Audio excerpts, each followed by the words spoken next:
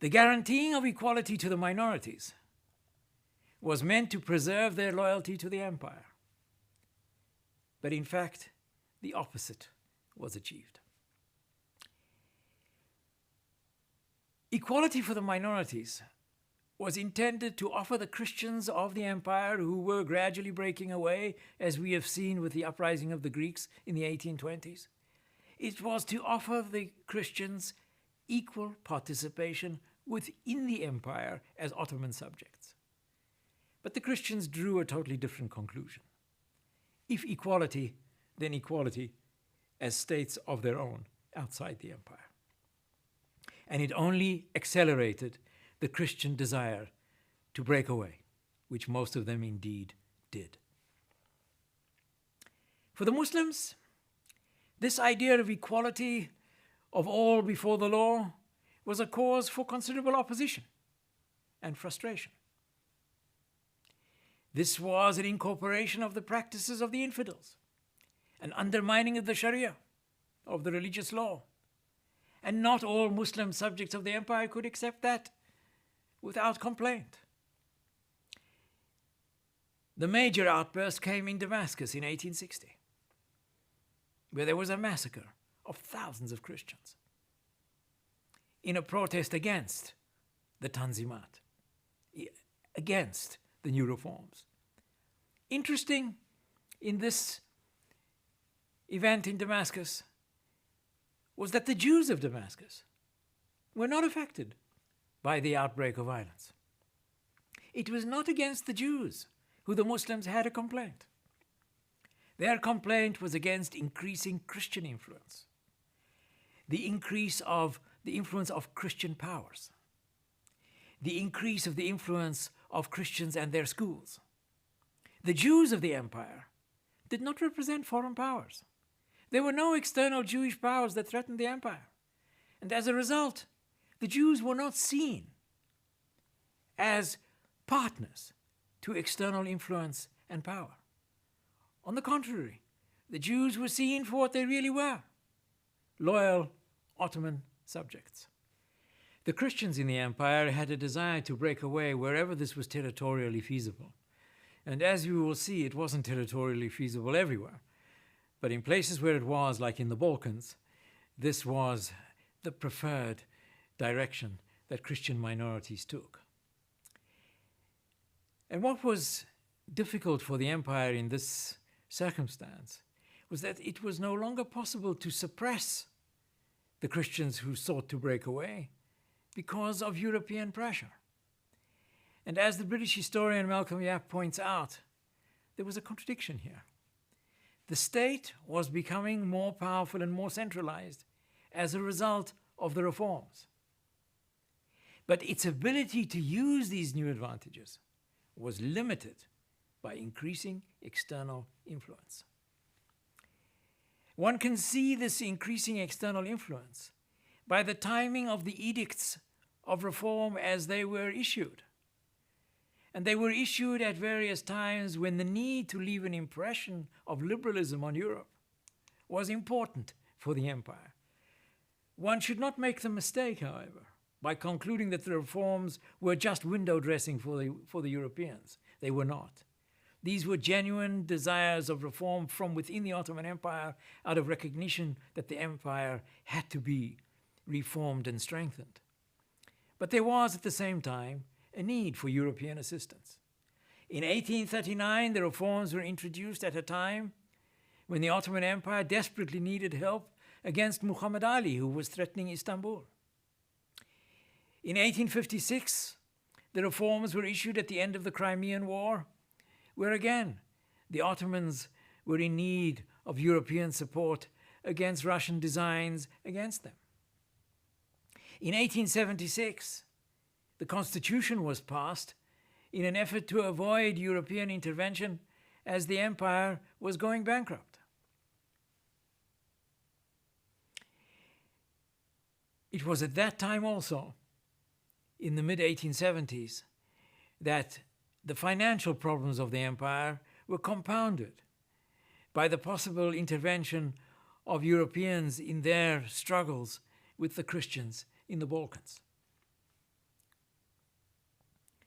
But the Constitution was passed in 1876 also for real domestic reasons. There was a movement at that time known as the Young Ottomans. The most well-known spokesperson of which was Namek Kemal.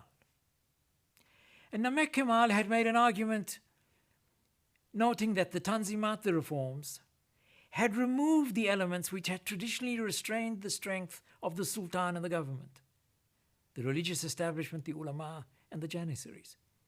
And Namek Kemal was right. Those forces that had previously restrained the Sultan were no longer there. So in order to exercise some form of influence over the Sultan, and in order to keep the momentum of reform going when the sultans in power were reluctant to do so, there was a need for greater influence on the Sultan through the vehicle of Shura, the Islamic injunction for consultation. This was a justification for the creation of a parliament and for the passing of a constitution. These ideas of constitutionalism and parliament were part of a broader movement to which we will refer to later in greater detail of Islamic reform.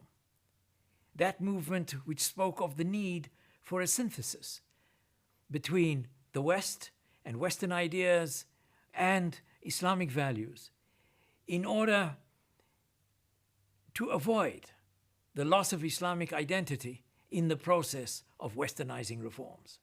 Reforming the empire was obviously essential, but so was the preservation of the empire's Islamic character.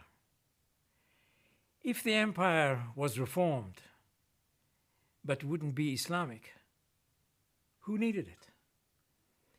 So there had to be this synthesis between the reform and the maintenance of the Islamic character of the empire. And this was emphasized further by the troubles of the 1870s. The empire was bankrupted by the expense of the reforms and the loss of Christian territories in the Balkans, and as a result, the migration of Muslims from there into the empire. The empire was becoming more Muslim and less Christian. After the 1876-78 war with the Serbs and the Bulgarians that led to further Christian gains and to another war with Russia and Ottoman defeat, there were more vocal critics of reform and resentment for the concessions that were being made, so it seemed, to Christians and to Christian powers. The new Sultan, Abdul Hamid II, dissolved the newly formed parliament in 1878. The constitution remained in place but wasn't acted upon. And pan-Islamism became a feature that the Sultan emphasized as a common front of Muslim peoples against the European Christian empires. Muslim solidarity at this phase was still much easier to mobilize amongst the masses than more secular notions of nationalism.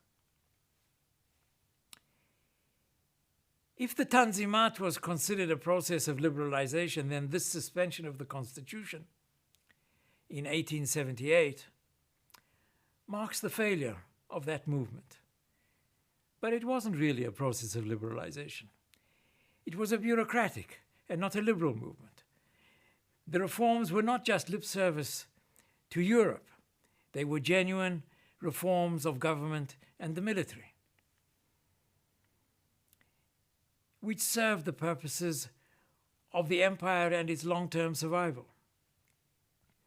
And with all its shortcomings and all its limitations, the Tanzimat nevertheless laid the foundations of modern Turkey. As Bernard Lewis puts it, the biggest achievement of the Tanzimat was in the field of education. A new group of educated elites emerged out of the new schools. But at the same time, there was also widespread hostility towards the reforms as some kind of foreign intrusion or foreign invention. But in reality, there was only one option, and that was to move forwards towards more reform and more change. And for Turkey, there was no turning back.